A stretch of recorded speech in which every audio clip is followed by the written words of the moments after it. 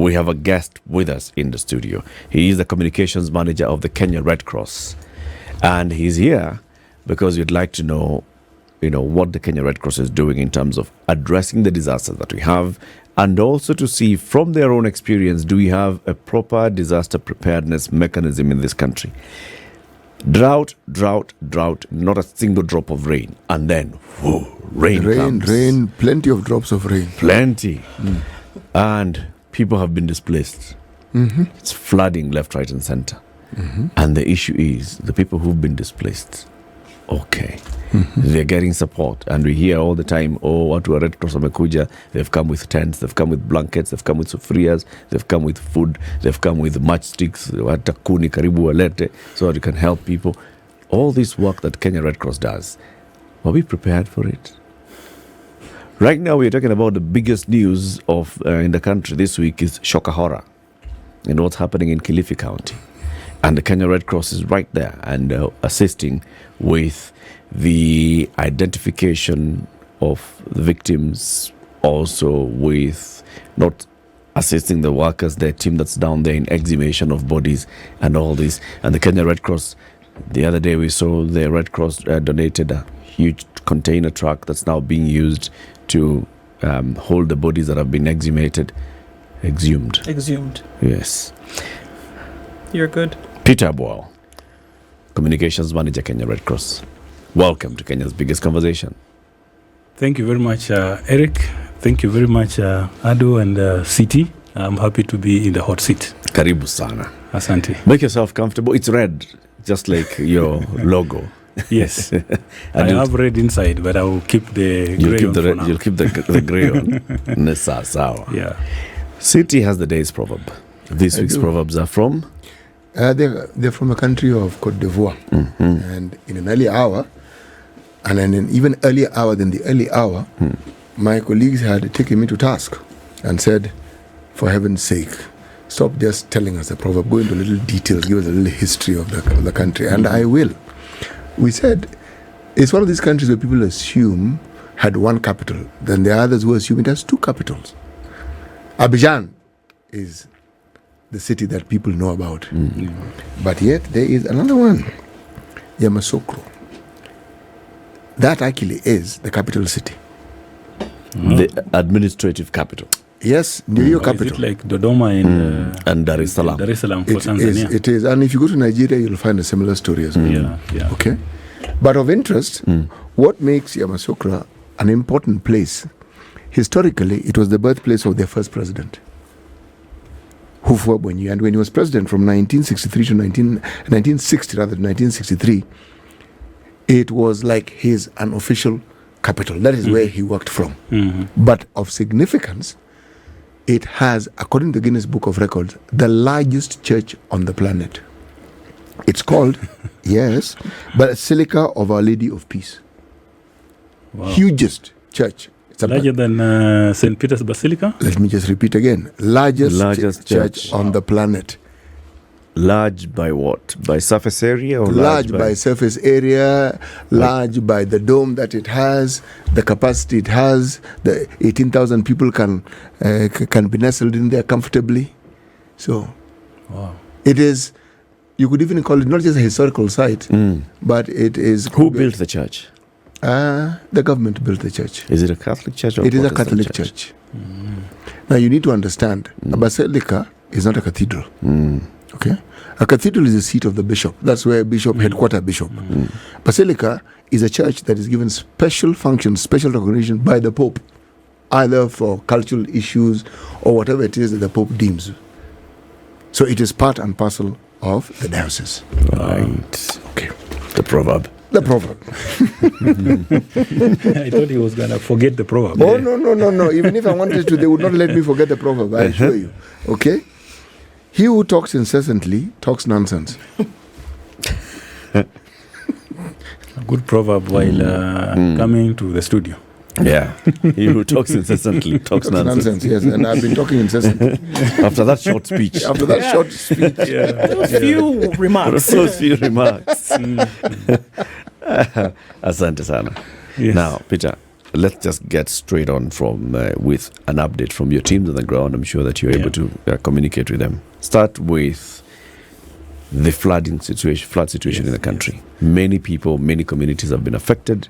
Many have been displaced, and the Red Cross is assisting many. Yeah. How many affected so far?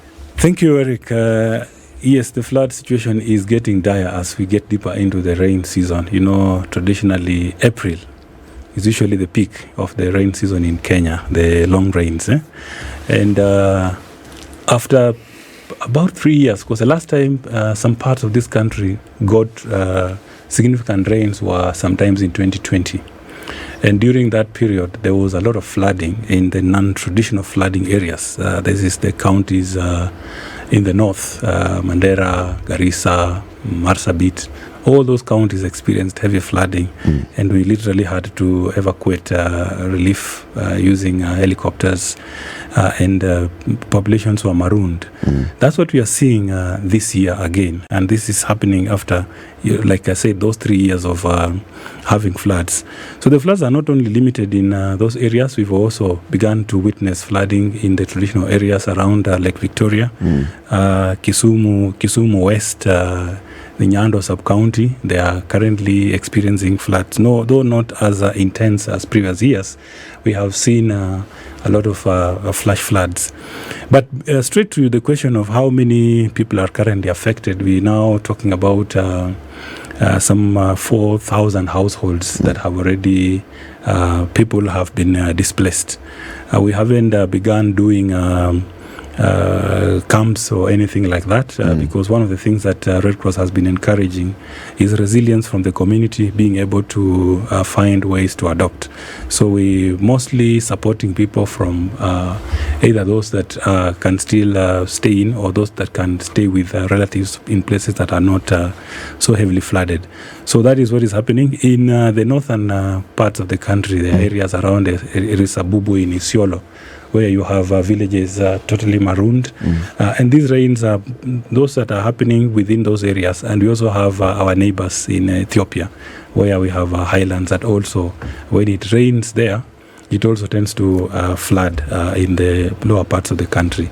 So most of the things that we are currently dealing with, of course, when it rains and your land is flooded, so it's shelter is gone because you can't sleep in a flooded house. Some people have their households totally washed away. Things like latrines, most of them use latrines. So you have a situation where latrines are washed away, and then there is now the risk of cholera and other diseases. So that is where we are currently. I'll just limit to talking about the people who have been, the households who have been displaced. Now, when you talk about households, you see you have to extrapolate that to actual numbers. And the average number we multiply that with is about 5 per household. Yeah, those are many. Even as we were talking at the introduction, you know what kept coming to my mind? If the Red Cross don't intervene, what then happens? Yeah. Because every time we have a problem of a profound nature, whether it is flooding, whether it is drought, now we have this situation in Shakahola, this horribly, terribly tragic situation. And again, we have the Red Cross. Tell us how it is the Red Cross coordinates its activities with the government agencies that deal with such issues. Yes, when I was listening to your introduction, the first one at 6, as he was making his introduction, I had Ndu saying that the Red Cross has taken over. That is not the truth. The Red Cross has not taken over anything. In fact, we are in the space that we should occupy rightfully. Red Cross is an organization that exists to complement or to work auxiliary to government, and that is why our existence is as a result of an act of parliament. Of course, because of the Geneva Conventions that recognizes that there has to be a Red Cross national society that during times of disaster will support government agencies where they may be stretched.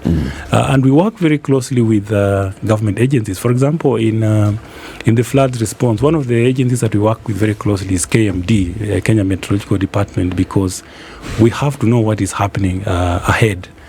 So that we can be able to map, we can be able to prepare, preposition what we need to preposition, sometimes even warn and advise communities to take preventive action.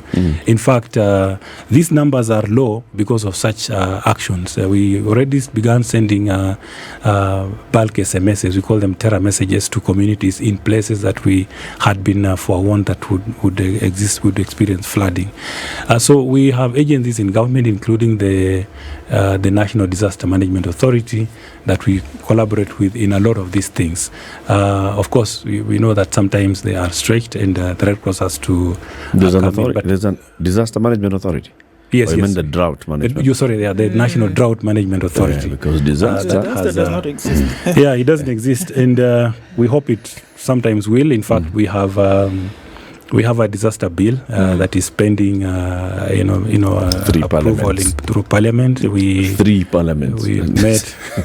We met the president last week, and still I implored upon him, and we hope that soon that bill will become law. I think it will define a lot of how some of these things are done. It probably improve the landscape of disaster management in Kenya. Sure. Yeah. So then to say having taken over is not necessarily a bad thing, because had it not been for the presence then of the Red Cross, there's certain things that we've seen happen that unfortunately would not have happened if he had not come in. If we're looking at the issues of floods, yes. If we're looking at prior to that, the issue that was so terrible with drought, if we're looking today, for example, at the number of bodies that were exhumed in Kilifi County, and without the makeshift morgue, the cold tank that's being used right now, that shudder to think what would have happened if the Red Cross had not intervened. Now we understand that it is mandated because of the societies and what they've ratified to be able to do in countries. We understand that it's a mandate, but we also see the gaping holes that would be left if not for that intervention, right? So taking over is not necessarily a bad thing. In some times, it is absolutely necessary, because without that, you would have to ask what will happen otherwise. When do you know to step in? Shakahola, for example, 3 weeks ago, we were not telling this story. 3 weeks ago, 110 dead bodies was not an issue. When now would you know, okay, this is time for us to step in? When now, how many people do we have to say are suffering as a result of drought before the Red Cross now says, okay, guys, we need to come in here? How many flood areas have to be reported before the Red Cross says, okay, you know what, we need to step in and start to do something, ask people to move to higher ground, provide blankets, and when do you? That's a very important question, Do. First of all, our mantra is first in, last out. It means that our policy is that when something happens, we try as much as possible to arrive there as fast as possible. And in terms of the magnitude, we do not wait for one person to be displaced, one person to die. We move in when we feel the situation could affect human beings. 1, 10, we have to move in. And so even if it is only one person that is affected, for us, that's human life, because of the fundamental principles of the Red Cross movement. The first is service to humanity, and it starts from the single individual to as many. Shakahola has happened, and it has metamorphosized very fast. Things are moving very, very fast. I think many of us, many people were actually caught unawares. You couldn't have expected that it would be to that magnitude. And that's the reason why within the Red Cross, preparing during normal times, we have to put our house in order during times that are normal. When a disaster happens, you don't have time to prepare. You just have to move. And that's why our volunteers And we move in. When people ask us, how is it that something happens and within no time You're there. volunteers are there? Our volunteers are members of the community. They live in the community. I can assure you, within the KTN establishment, there are volunteers here. You may not know them until something starts to happen. Then they will get into gear and respond. So it is that we have to be ready all the time, because we cannot know when a disaster will strike, and we must be ready when it strikes, and we must be ready with the equipment. Even within the Red Cross, sometimes some people didn't know that we have that kind of mobile. You have mobile mortuaries. mortuaries. Until it, you don't know that we have, for example, body bags. We have supplies most of the body bags that are being used on the ground. We have to have those things. It's not because we expect people to die, but just in case they did. But because you know people will die. Well, given the history of the Red Cross and given the areas in which the Red Cross has worked right across the globe, apart from just providing the service, you collect the data. And so you understand that in the event that such a thing happens, this is what you are likely to be involved. Because Red Cross has been involved in war zones. Yes. Now, war zones, people die. Yes. And they die in large numbers. Yes. So it stands to reason. Now, something I want to ask you. The Red Cross has always had an association with schools, learning institutions. Yes. How strong is that connection with the individuals who are part and or members of the Red Cross? And how does that association carry on with them when they go to institutions of higher learning and beyond? Yes, our Red Cross school chapters is one of the strengths that we have. In fact, we begin to disseminate, or at least, let me use the word recruit, members of the Red Cross from age 6. So we have the Junior Red Cross, which starts off from age 6 in primary level. And we have school chapters of Red Cross in many, many, many schools.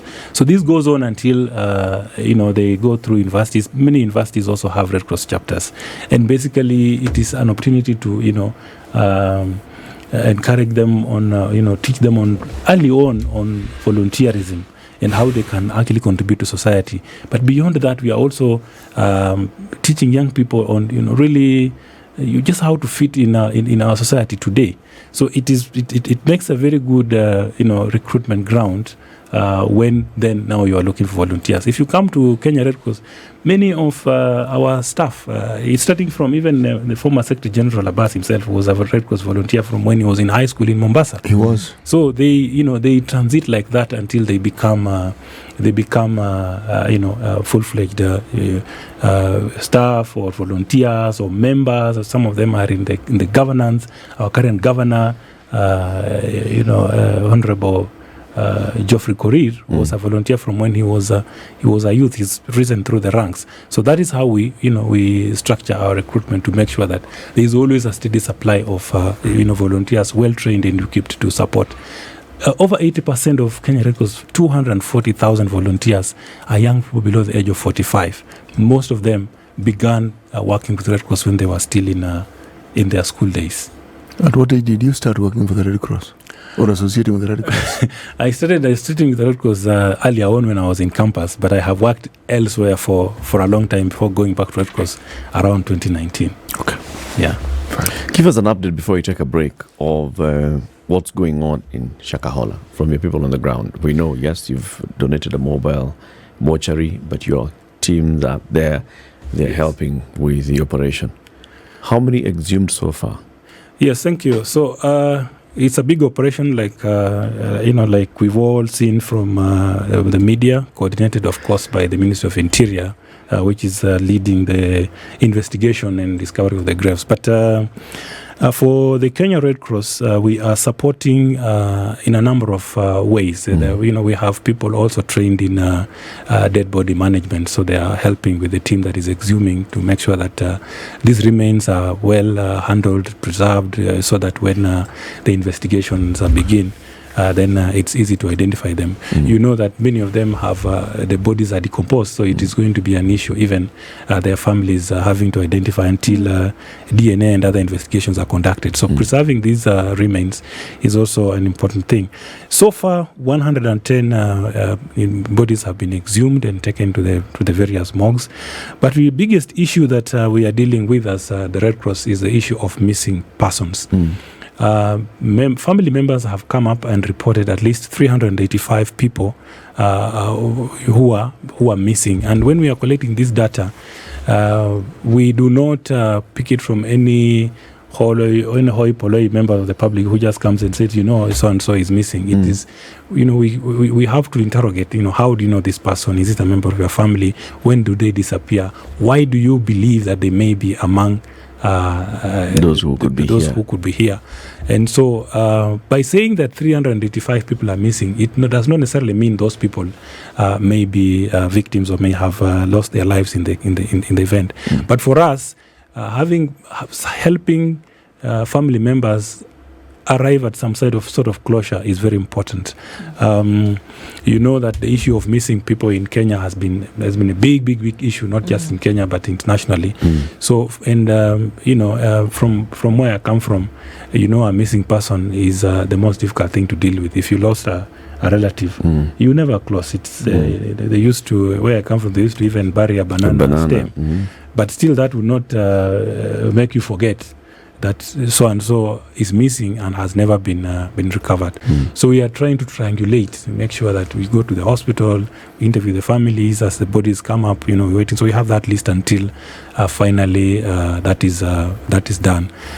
We were able to provide this mobile morgue as you have already alluded to.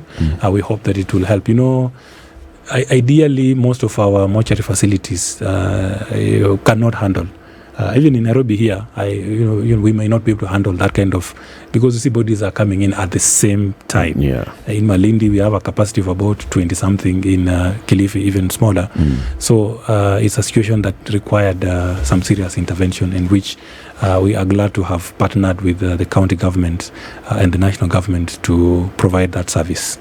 385 is people who have been reported missing.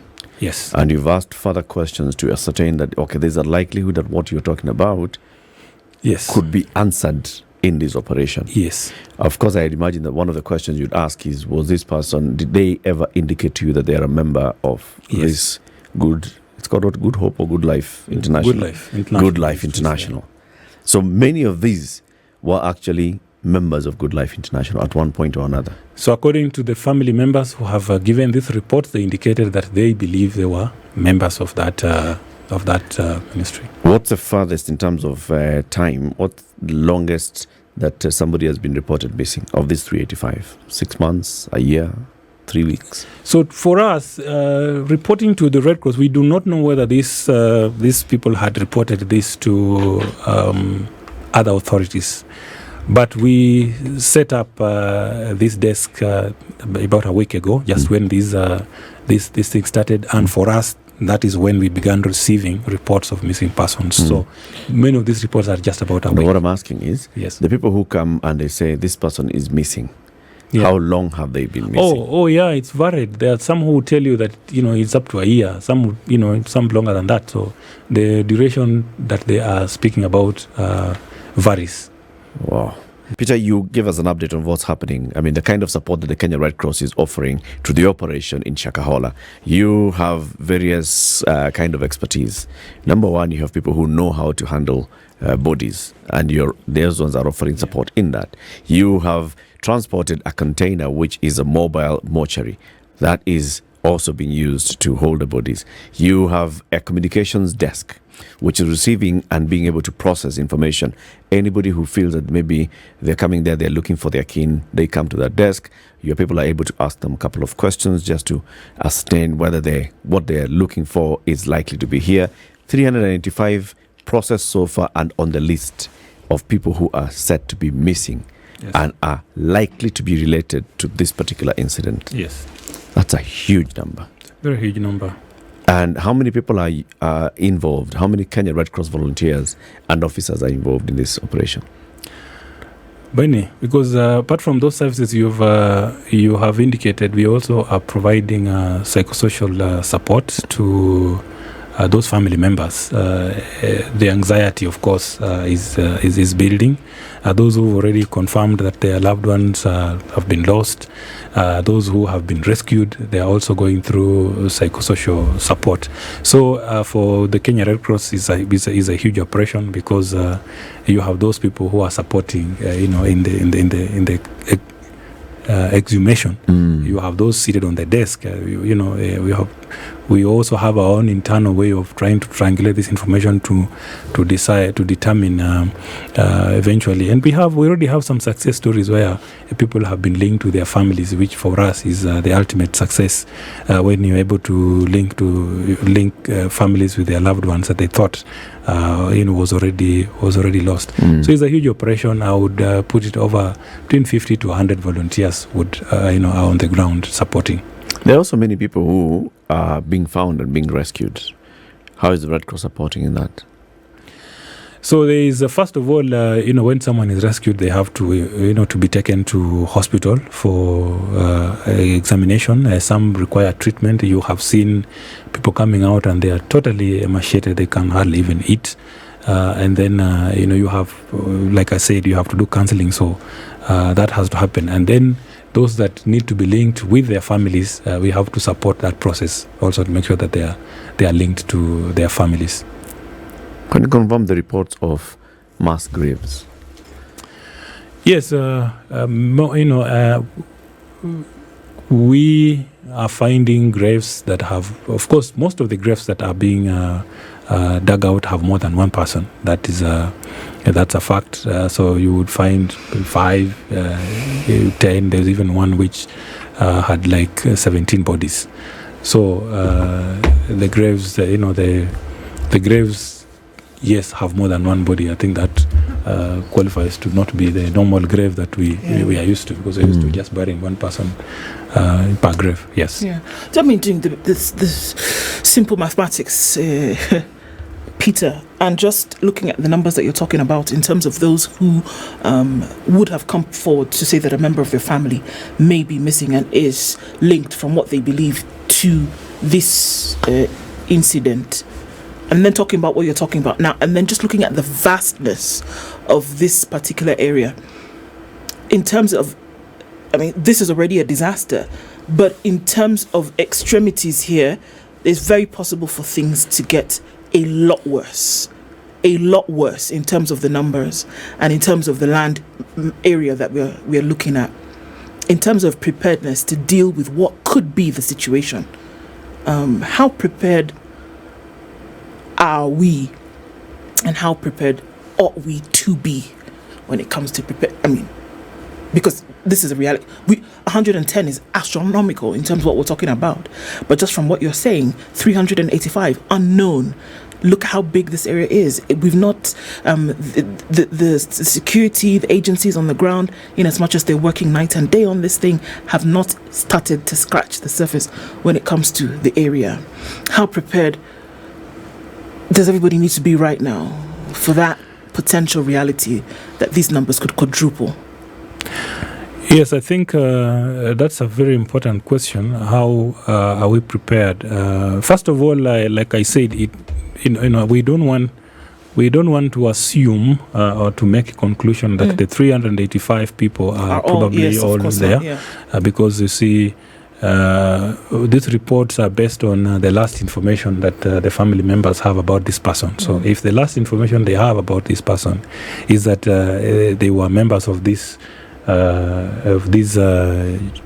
me just call it a church or a group, then they will report it so, but it doesn't always mean that person, was still there. And it is, we hope that many of these, that at least 385 people are actually found alive. That is our hope, that is the case. But as the process goes on, we are continuing to then now prepare, put contingency measures in plan. Should the situation continue, I'm sure working with government and other agencies, we would find a way of handling, especially if there were more bodies. Because the one that we have on the ground can handle up to 300. That mobile container, but we hope that other processes will also take on as we identify those that have already been exhumed. So as we continue to deal with the situation, I think more contingency measures are being put in place now. We see the security agencies have stepped up their operation. They've really now taken over. The Minister of Interior is there. The county government is also, working at how to handle the situation should it get worse than it is. Yeah. You talk about the social support that you offer victims and families in situations of disaster. How do you support the Red Cross volunteers and staff? Because they deal with these things and those are not easy situations. Yes, Eric, that is another very good question. Now there is a Red Cross volunteer there who've probably handled 50 bodies. Yep. And they are also human. So they also go through some of these traumas. Mental health is a major problem a major issue in the country, and this is one area that Kenya Red Cross has invested heavily. We have a mental health department that is working with our volunteers to make sure that in any situation like this, there is always these debriefs, and they have to go through the situation. They have to get support while at work and after the operation. So that has been put in place. But even before that, when you sign up as a Red Cross volunteer, there are a number of trainings and process that you have to go through. You are not going to register today, and we take you to a scene like Shakahola. No. There are those people who've been trained and who've been counseled, and they can deal with that situation. But even after, the debrief ensures that these volunteers are supported, that they are able to recover, and that they do not unnecessarily suffer the consequences of having to deal with some of these grisly situations that they find themselves in. Have there been situations where a Red Cross volunteer or somebody who's worked with the Red Cross for long has actually gotten to a level where you need to give them more specialized support because of the trauma? We have had situations where people go through that, and that is one of the reasons that has informed Red Cross investing heavily in mental health, both physical counseling, telecounseling, to make sure that we support both our volunteers and the communities that we support. I want to take us back to the conversation that CT had asked earlier in terms of the interlinkage between the Kenya Red Cross Society and the government and government agencies. All right. So, the Kenya Red Cross Society established and the Kenya Red Cross Society Act to come in and support government in all these kind of operations.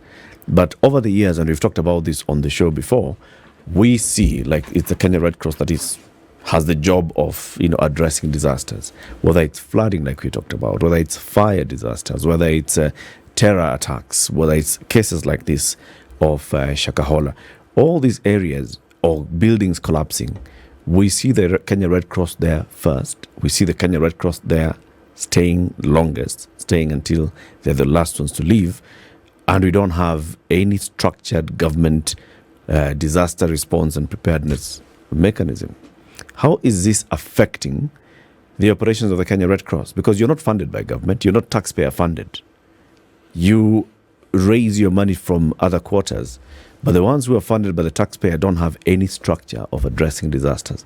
Does this impact the Kenya Red Cross negatively? No, it doesn't impact as negatively. In fact, let me say, if we didn't arrive there first and leave there last, we would be failing the people of Kenya, because it is the people of Kenya that we exist to serve as a national society. And we have we coordinate very closely with government, and it's not like we are taking the space that somebody else should be doing. From where we sit, we are just doing our job, and we spend a lot of time and resources preparing for this. Government used to give Red Cross some money. It still does give Red Cross money, by the way, for a lot of these disasters. Last year, when we were doing the drought response, we received funding, for the livestock offtake to do that. We received money to support the flood affected victims, especially around 2018. So there are many areas that we collaborate and receive support from government to be able to step in and help. And for us, that is how it should be. Peter, you're being modest, okay? I'm just going to push you to the corner here. City has raised this matter before, okay? And he said, look, we the taxpayers are paying tax and expecting that in incidences such as this, a structured government framework is going to be able to respond. We don't have that. In areas where there are disasters, you have seen committees being formed. So we had a disaster management committee nestled in the Ministry of Interior. It stays, it comes, it goes. It's not sure who's the commander on the ground. There's a bill for disaster management authority that has been sitting since the 11th Parliament, has not moved. 12th Parliament. We are now in the 13th Parliament. We don't have a body that addresses disasters and prepares for disasters in this country. The Kenya Red Cross is sort of the one that is outsourced to handle those other matters. City has said it before. Why not then convert the Kenya Red Cross Society into our National Disaster Management Authority? And we know that X percentage of our budget that goes to disaster response goes directly to the Red Cross. Yes. We do not have to convert Kenya Red Cross into the government arm of disaster management, because it already is. Like I have said earlier, is that we, our mandate is to work auxiliary to government. So perhaps, government, we don't have a problem, working, with government in that sense. There's a contingency fund. Senior City, there's an amount in the budget at national level, at county level, that is to respond to disasters. This money does not come to the Kenya Red Cross. When there's a disaster, the county government or the national government mobilizes its own resources and then creates an ad hoc team to address that. Those people are not experienced. Those people do not know what they're doing. The people who know what they're doing come, and they're supported by running a Boma hotel and getting other well-wishers to support them. City, let City say what I'm trying to say. He'll say it better because he said it many times before. I don't know, before City comes in, one of the things that we've been doing, especially since devolution started, and our auxiliary role is both at national and at county government. So with many of these county governments, we've actually worked on disaster frameworks. For several governments, I've mentioned Samburu, Isiolo, so that they, at their level, we can. It's actually supposed to really define more effectively how Kenya Red Cross and the county government can actually, collaborate in addressing disasters. There is not going to be a time when we would say that now Red Cross has stepped aside because government has. Indeed, some of these things are so huge. So, we are on a journey to make sure that we can collaborate more effectively, both at the national government and with the county governments that we are also auxiliary to at that level. The City, maybe I've answered the question I wanted to ask. What you've done is sugar-coated the matter and giving us the impression that because the Red Cross is there, the government is fully represented, and we're saying it is not.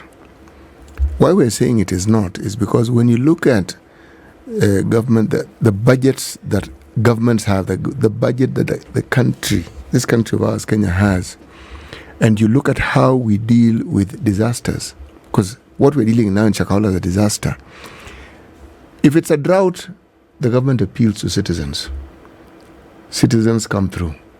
We need to do. Now, when you have cyclical issues like droughts, floods, this is new at this scale. But it's a disaster nonetheless. Yes. Surely, the contingency fund that Eric talks about shows that the government understood that something untoward may happen and we're not prepared. So let's just put money aside so that when such a thing happens, at least we know how to begin.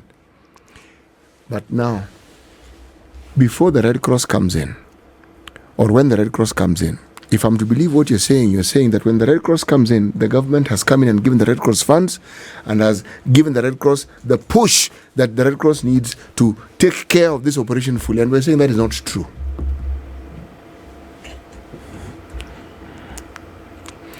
It is not a situation in which we want to bash the government.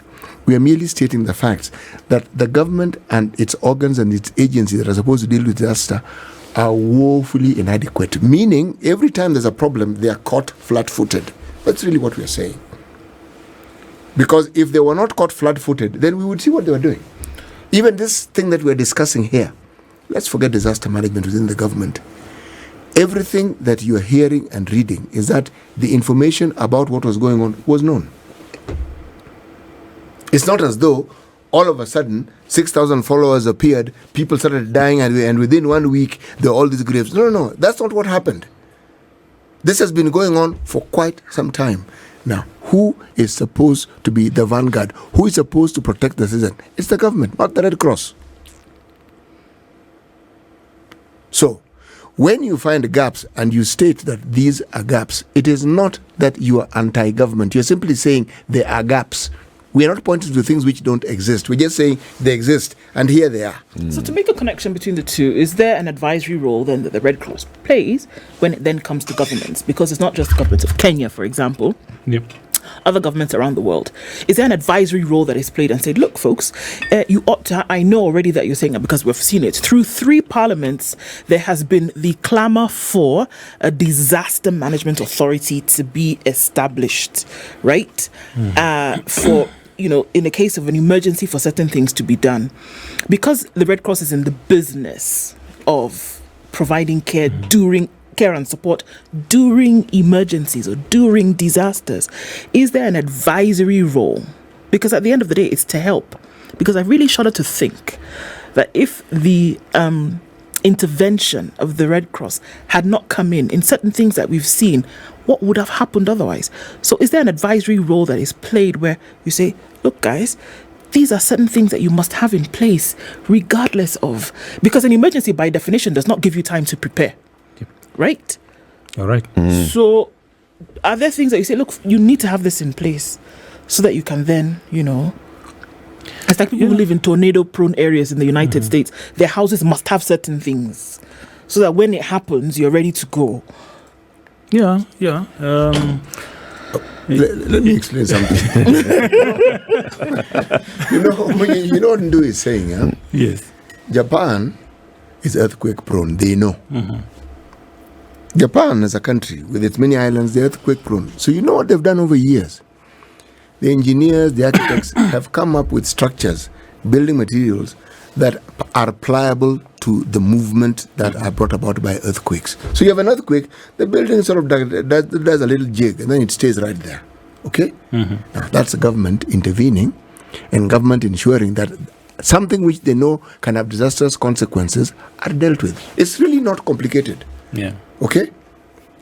How do you have a region like, say, what we call the ASAL areas, which we know are the areas where we have our largest ranches, where we have, okay?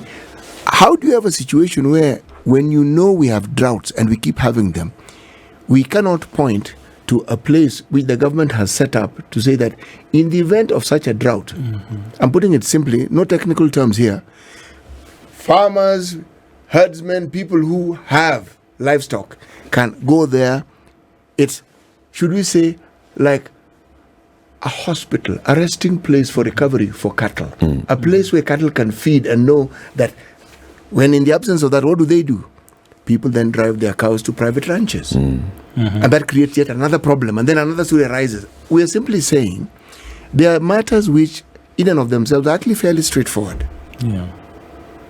And what the Red Cross is doing is highlighted in our minds, in my mind, specifically because what they are doing is what they set out to do. But if the government was also doing what they are supposed to do, believe me, some of these so-called disasters would be infinitely lessened. There would not be disasters. Yes. There will probably be disasters, but for us, the